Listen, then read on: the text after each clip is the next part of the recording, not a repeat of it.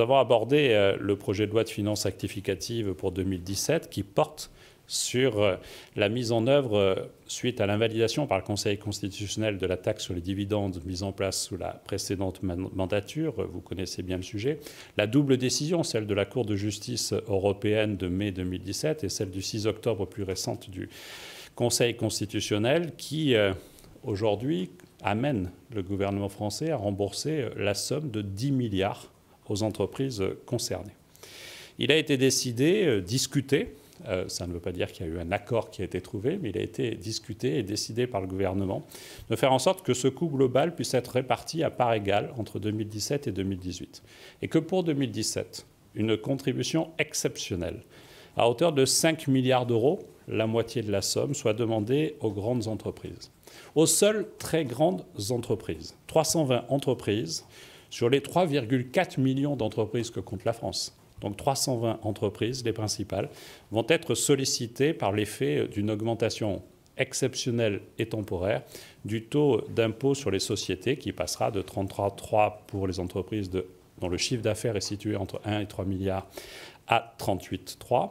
Et pour les entreprises dont le chiffre d'affaires est supérieur à 3 milliards, l'effort est porté à 43,3% d'impôt sur les sociétés. La décision de l'État est motivée par deux volontés. La première, celle d'agir vite et de rembourser au plus tôt ce qui est dû, notamment parce que les intérêts moratoires portent sur un chiffre de 4,3% et vous voyez les conséquences à calculer sur 10 milliards, mais aussi parce qu'il vaut mieux préparer cela. Nous l'avions anticipé. Nous l'avions anticipé parce que nous avions prévu dans le projet de loi de finances à la fois la suppression de cette taxe dont nous savions qu'elle avait un caractère irrégulier, mais nous avions aussi anticipé pour le compte de nos finances publiques une dotation de l'État d'à peu près la moitié de cette somme. Mais donc s'il faut d'un côté agir vite, il y a aussi cet arbitrage qui a été pris de faire porter l'effort et de le partager entre l'État et les entreprises pour 50%. L'enjeu, vous le connaissez. L'enjeu, il est très important. C'est celui de l'équilibre des comptes publics. Chacun a fait des efforts cet été, par exemple, suite au rendu du diagnostic sur l'état de nos finances par la Cour des comptes. Chaque ministère a contribué dans la préparation du projet de loi de finances 2018. Les collectivités locales aussi feront cet effort. Et donc, il était essentiel que nous puissions trouver ce point d'équilibre entre l'effort public et l'effort privé sur cela. Mais l'enjeu, c'est aussi celui de la parole de la France.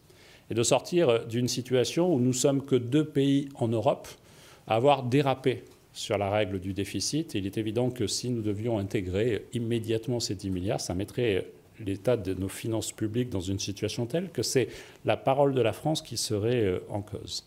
Et donc, il est essentiel que nous puissions porter cette solution équilibrée, comme l'a rappelé le Premier ministre. C'est une solution équilibrée qui permet de respecter la décision du Conseil constitutionnel, mais aussi nos engagements européens.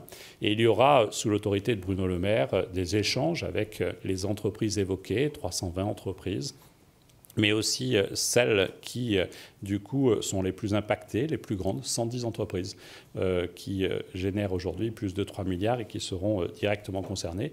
Les échanges, le dialogue se poursuit avec chacune et chacun d'entre elles. Mais en même temps, il faut assumer le fait que nous devons payer une dette vis-à-vis de ces entreprises du fait d'une loi dont chacun aujourd'hui connaît les modalités de mise en œuvre. Je pense que ce débat est derrière nous et que maintenant ce qui compte, c'est d'assumer l'équilibre de nos comptes publics tout en assumant cette dette.